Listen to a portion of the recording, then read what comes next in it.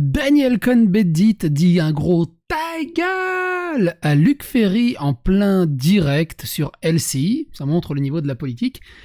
Il s'écharpait autour de Pap Ndiaye, le nouveau ministre de l'Éducation nationale. Ministre woke, gargarisé à l'éducation américaine sur les questions de justice raciale, de justice sociale, et qui veut importer et fait tout ce qu'il peut pour essayer d'importer ce combat en France. Comment c'est possible d'ailleurs que Emmanuel Macron, on soit passé d'un programme anti-woke avec John Michael Blanquer à un programme pro-woke avec Pap Ndiaye en l'espace de 1 mois.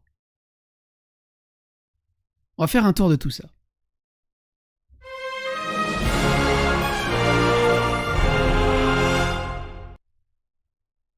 Gilbert Collard a partagé ce tweet. Non mais ce Cohn-Bendit, il faut lui fermer sa gueule de bobo, de luxe bourgeois, source LCI.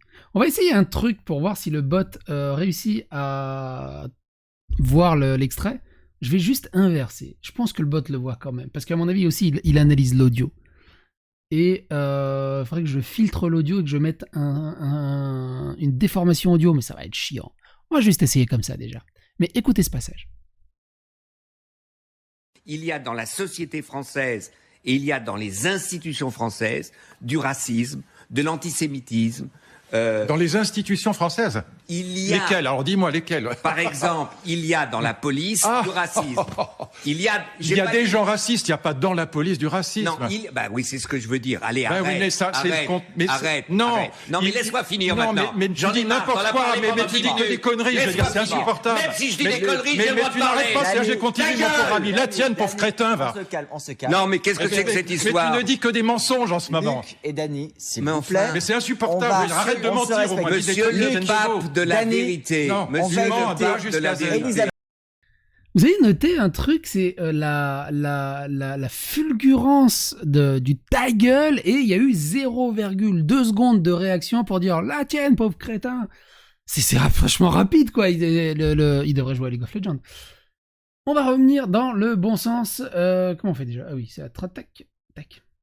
C'est assez ouf, l'accrochage est assez ouf. Et tout ça, c'est autour de Pap Ndiaye. Et on peut voir ça. Il est plus serein depuis ce sujet. Tu parles, il est plus serein depuis certains sujets. Alors, il est connu pour ça, mais combien d'entre vous ont vu cette séquence? Très peu. C'est une séquence qui date de 1982. J'avais moins 1 an. Ouais, j'avais moins 1 an. Et malgré ça, malgré ces sorties-là, ça l'a pas empêché d'avoir 40 ans de carrière incroyable. Pour ceux qui la connaissent pas, je vous laisse la découvrir. Que la sexualité d'un gosse, c'est absolument fantastique. C'est quand même, il faut être honnête, sérieux. Un petit gosse. Moi, j'ai travaillé avec avant les tout petits, là, les tout petits, c'est autre chose, mais avec des gosses qui avaient entre 4 et 6 ans. Vous savez, quand une petite fille de 5 ans, 5 ans et demi, commence à vous déshabiller, c'est fantastique. C'est fantastique, parce que c'est un jeu absolument érotico-maniaque. La sexualité. Alors c'est cool, hein, à l'époque ça faisait rire ou applaudir. Il y a des choses qui ont bien progressé dans le bon sens. Maintenant c'est un peu plus scandaleux, mine de rien. Maintenant il reste plus que des youtubeurs et quelques streamers. Bon après ils ont des genres 3e écran. À l'époque c'était vraiment en prime time sur la télé, c'était cool. C'est quand même une autre époque. Les vieux du Muppet Show ont bien changé, ils étaient beaucoup plus drôles avant. Il devrait être heureuse pourtant, elle porte la burqa en signe de liberté et pourra découvrir la sexualité à 15 ans pour déconstruire les a priori patriarcaux sur la puberté. Cohn-Bendit devrait être ravi. Les petits Daniel Cohn-Bendit et Luc Ferry dans la cour de récréation sur LCI, sur Pap Ndiaye, tu dis que des conneries, ta gueule, la tienne pauvre crétin, l'animateur coupe le débat. Que ce vieux pédo insultant soit encore à la télé me dépasse, même si je dis des conneries, j'ai le droit de parler. Lui qui rêverait de censurer les réseaux sociaux. Ouais, c'est toujours dans le même sens, hein, vous avez remarqué ça aussi. Pap Ndiaye, un woke au gouvernement, il veut lutter contre le racisme et le communautarisme blanc en créant lui-même des conditions de racisme et de communautarisme noir, ça n'a pas de sens. La prise de parole de cette auditeur ou intervenante, je sais pas qui c'est, est extrêmement pertinent, écoutez-la.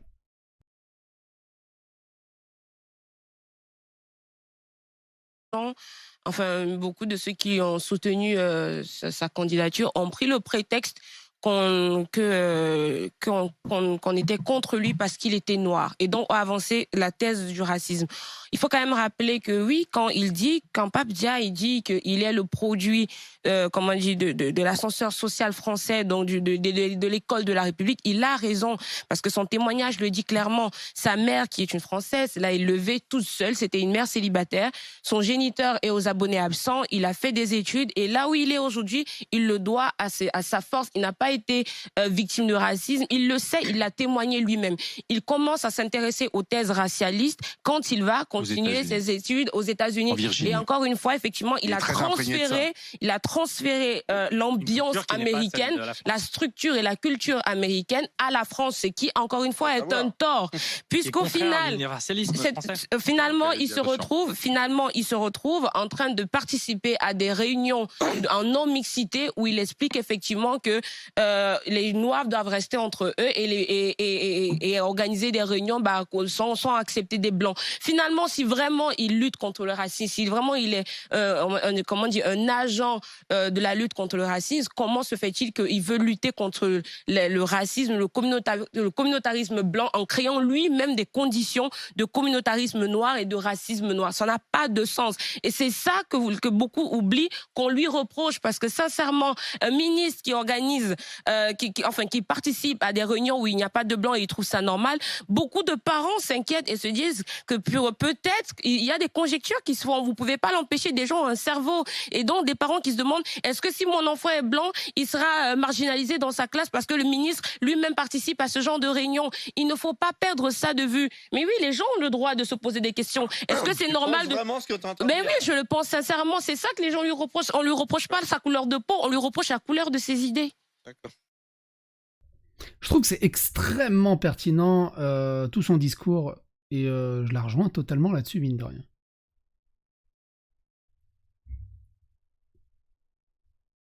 Le 23 mars, Emmanuel Macron se disait contre la woke culture le 20 mai. Il nomme Pape Ndiaye à l'éducation nationale. La parole politique, c'est quand même quelque chose.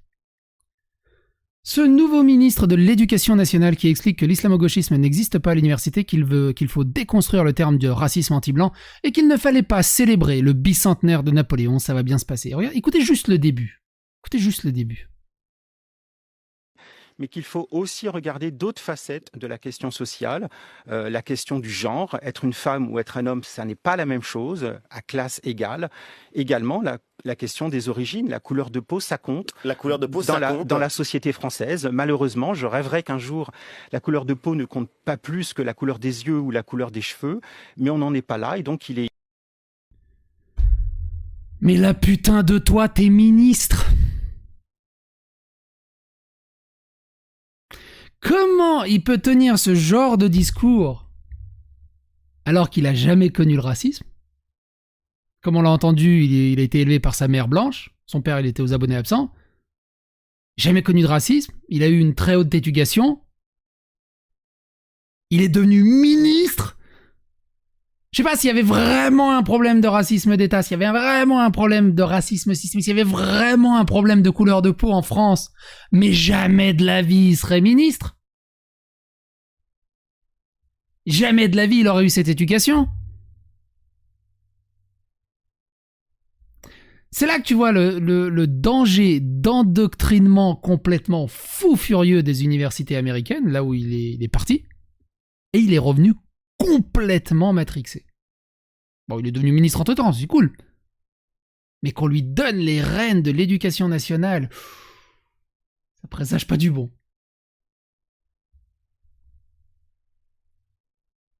Aussi le but de Pape Ndiaye, ça aussi c'est intéressant, écoutez.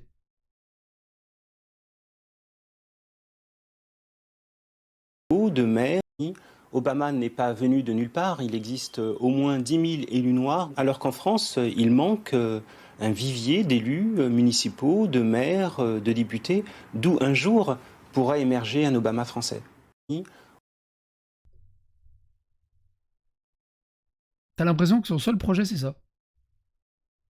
Bah, tu reviens? Ah voilà. Voilà le but de Pape Ndiaye, faire émerger un Obama français. La compétence, la méritocratie, le courage, l'abnégation. Non, le seul critère, c'est la couleur de peau obsessionnelle. C'est que ça. Couleur de peau, couleur de peau, couleur de peau, couleur de peau. Race, race, race, race, race, race, race. Et on a fait plein de vidéos là-dessus. Mais que Macron en fasse un ministre, qu'est-ce qu'il essaie de draguer? À part foutre la France à feu et à sang. Il n'a jamais été confronté au racisme, il a reçu plus que ce qu'elle était encore.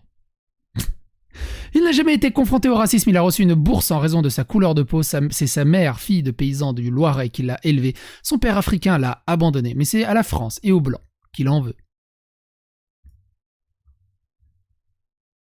Pape Ndiaye est républicain de souche. L'historien a découvert la réalité de la question noire aux États-Unis pendant ses études, membre du... parce qu'il était élevé par sa mère qui est blanche, j'ai aucune idée de l'histoire des Noirs. Et du coup, en fait, t'as l'impression que c'est... Alors, attention, je psychologise, c'est pas bien de psychologiser. T'as l'impression que c'est ça, c'est-à-dire qu'il y a vraiment le gros manque de la figure paternelle, et du coup aussi le gros manque de se dire « Ah, j'ai des origines noires, je suis de couleur noire », et du coup, il va lutter là-dedans pour essayer d'absoudre ses péchés, je sais pas, pour essayer de retrouver quelque part des racines qu'il n'a jamais vécues, qu'il n'a jamais connues, mais histoire de se rassurer vis-à-vis aux yeux des autres, de se dire si j'ai le droit, moi aussi je me bats, regardez je suis noir. Je sais pas trop, c'est quand même bizarre. Écoutez la suite. Membre du conseil représentatif des associations noires, il veut nourrir le débat sur une discrimination positive à la française. Fin 2008, alors qu'il venait de fêter ses 43 ans, Pape Ndiaye est allé pour la première fois en Afrique. 43 ans. Le français a éprouvé un sentiment étrange. C'était un ailleurs que je connaissais très peu. En même temps, mon nom et ma couleur de peau me désignaient comme étant de cet ailleurs. L'historien de l'école des hautes études en sciences sociales,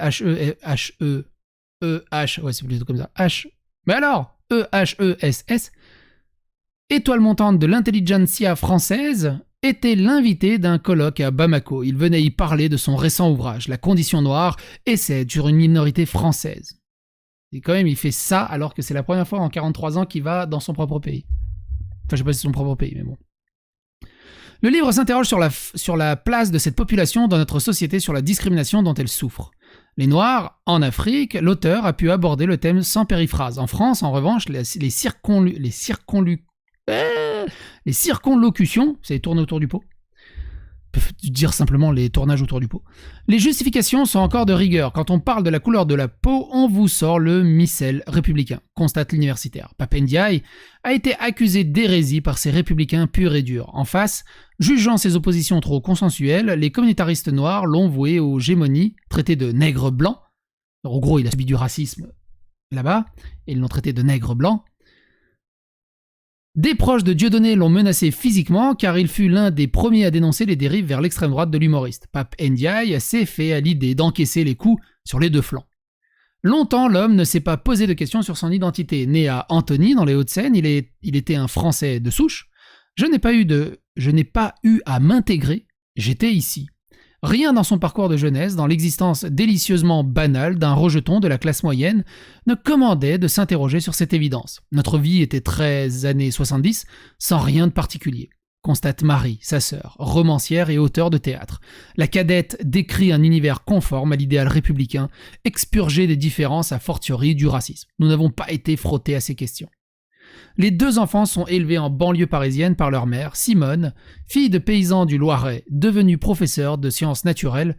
Il passe les étés dans la ferme de ses grands-parents, où Pape suit avec passion le Tour de France. Notre culture était absolument française, souligne Marie. Nous étions dans un milieu blanc. Il n'y avait pas d'autre visage noir. L'entourage n'attache que peu d'importance à cette nuance de couleur. Elle leur vient de leur père, Tidiane Ndiaye, un brillant étudiant sénégalais. Fils d'un cheminot de la ligne Dakar-Bamako, il s'est éclipsé très vite, leur laissant juste un nom, une pigmentation et une énigme sur eux-mêmes que Pape et Marie exploreront chacun à leur manière. Par défaut, Simone se chargera d'inculquer quelques notions de culture africaine à ses enfants. Pape et Marie Ndiaye sont de bons élèves, de ceux de la République aime promouvoir par principe. Marie commence une carrière littéraire qui lui vaudra d'obtenir le prix féminin en 2001 et d'autres au répertoire de la Comédie Française. Après avoir pratiqué intensément l'athlétisme jusqu'à suivre une filière sport-études, Pape intègre une classe préparatoire littéraire au lycée Henri IV À Paris, hein, on n'est pas dans la truc moyenne, hein, mine de rien. J'aime bien quand ils disent ouais mais non mais on est là de moyen, tu vois ma sœur elle a eu un prix Goncourt littéraire, un truc machin. C'est pas l'idée que j'ai dans la tête du niveau moyen. Bref, on va pas partir là-dessus. Et Henri IV. À Paris, il entre à l'école normale supérieure de Saint-Cloud, réussit l'intégration d'histoire. Il se voit proposer en 1991 une bourse américaine afin de poursuivre ses études à l'université de Virginie, puis à celle de Pennsylvanie, Virginie ou Pennsylvanie, et Wisconsin et tout ça, on en parle assez souvent. Je ne l'ai su que très récemment, mais mon dossier avait été sélectionné en vertu de l'affirmative action. Ce programme traduit dans le débat politique français par discrimination positive ou égalité des chances, a été instauré dans les années 60 outre-Atlantique pour aider les membres les plus méritants des minorités. Je suis donc un produit de l'école républicaine française et de l'affirmative action américaine, conclut Papendiaï. C'est aux États-Unis que j'ai découvert le monde noir. Tu veux découvrir le monde noir? Mais va en Afrique! Va au Sénégal! Tu te mets 3 ans au Sénégal. Ça sert à quoi d'aller en Virginie? Ou c'était où? Dans le Loiret? Tu veux découvrir? Bah, découvre dans des endroits opportuns. C'est comme moi j'ai dit, ouais. Tiens. Je vais aller à Nazaré, c'est une ville au Portugal. Je vais aller à Nazaré découvrir le monde serbe et slave.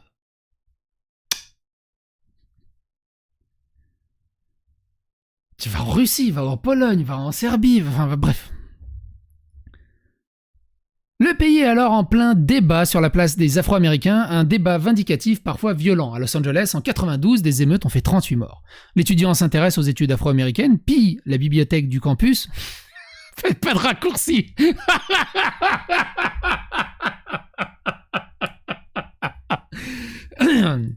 S'il aurait été blanc, il aurait emprunté.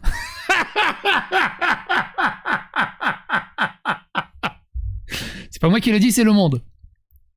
En 1995, il assiste à la Million Man March, immense manifestation des Noirs organisée à Washington. L'étudiant est à la fois fasciné par cette mobilisation et effrayé par certains discours extrémistes. L'antisémitisme de Louis Farrakhan, chef de Nation of Islam, le sidère, comme le sidérera 10 ans plus tard l'émergence d'un discours identique en France. En 98, Papendiaï se voit proposer un poste à Paris, à l'EHESS, pendant c'est bien qu'il y a SS à la fin. Pendant quelques années, l'enseignement tente de se couler dans le moule strictement républicain, dans le cadre moralement réglementé des sciences sociales, qui peine à prendre en compte d'autres variables que les classes. En même temps, le citoyen observe ceux qui le regardent et perçoit qu'il voit une différence. Il découvre les discriminations dont il était exempté, mais qui subissent d'autres personnes autour de lui. À l'évidence, les Noirs sont visibles et parfois stigmatisés comme êtres et invisibles comme population.